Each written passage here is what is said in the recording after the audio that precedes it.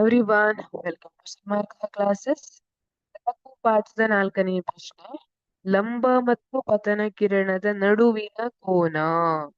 ಈಗ ಇಲ್ಲೊಂದು ಮೇಲ್ಮೈ ಇದೆ, ಅದರ ಮೇಲೆ ಪತನ ಕಿರಣ ಬಿದ್ದಿದೆ, ವಾಪಸ್ಸು ಪ್ರತಿಫಲಿಸಿ ಹೋಗ್ತಾ ಇದೆ. ಇಲ್ಲಿ ನಾವು ಮಧ್ಯದಲ್ಲಿ ಒಂದು ಲಂಬವನ್ನ ಎಳಿತೀವಿ. ಏನ್ ಕೇಳ್ತಿದ್ದಾರೆ ಈಗ? ಈ ಲಂಬ ಮತ್ತು ಪತನ ಕಿರಣದ ನಡುವಿನ ಕೋನ. ಪತನ ಕಿರಣ ಮತ್ತೆ ಲಂಬದ ನಡುವಿನ ಕೋನ ಪತನ ಕೋನ.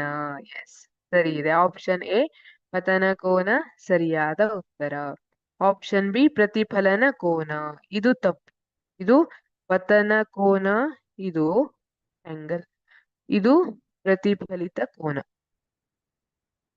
ಪ್ರತಿಫಲಿತ ಕೋನ ಅಂದ್ರೆ ಲಂಬ ಮತ್ತು ಪ್ರತಿಫಲಿತ ಕಿರಣದ ನಡುವಿನ, ಇದು ಪ್ರತಿಫಲಿತ ಕಿರಣ ಅಲ್ವಾ, ಇದು ಮತ್ತೆ ಲಂಬದ ನಡುವಿನ ಕೋನ. ದಿಕ್ಪಲ್ಲಟ ಕೋನ ಅಲ್ಲ, ದಿಕ್ಪಲ್ಲಟ ಕೋನ ಅನ್ನುವಂಥದ್ದು ತಪ್ಪು. ದಿಕ್ಪಲ್ಲಟ ಕೋನ ಅನ್ನುವಂಥದ್ದು ಎಷ್ಟು? ಈಗ ಈ ಡೈರೆಕ್ಷನ್ ಅಲ್ಲಿ ಹೋಗ್ಬೇಕಿತ್ತು, ನಾವು ಪ್ರಿಸಮ್ ಗಾಜಿನ ಪಟ್ಟಕವನ್ನ ತಗೊಂಡ್ರೆ ಇದ್ರ ಮೂಲಕ ಬೆಳಕನ್ನ ಹಾಯಿಸಿದ್ರೆ ಹೀಗ್ ಹೋಗುತ್ತೆ, ಅದು ಹೀಗ್ ಬಾಗಿ ಈ ತರ ಬೆಂಡ್ ಆಗ್ಬಿಡುತ್ತೆ. ಆದ್ರೆ ನಮ್ ಪ್ರಕಾರ ಬೆಳಕು ಈ ಡೈರೆಕ್ಷನ್ ಅಲ್ಲಿ ಹೋಗ್ಬೇಕಿತ್ತು.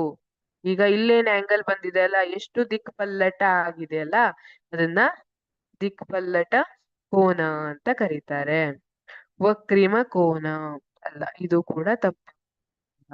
ಹಾಗಿದ್ರೆ ಸರಿಯಾದ ಉತ್ತರ ಅಂದ್ರೆ ಆಪ್ಷನ್ ಎ ಪತನ ಕೋನ. ಇದು ಪತನ ಕೋನ, ಪತನ ಕಿರಣ ಮತ್ತೆ ಲಂಬದ ನಡುವಿನ ಕೋನ. Thank you.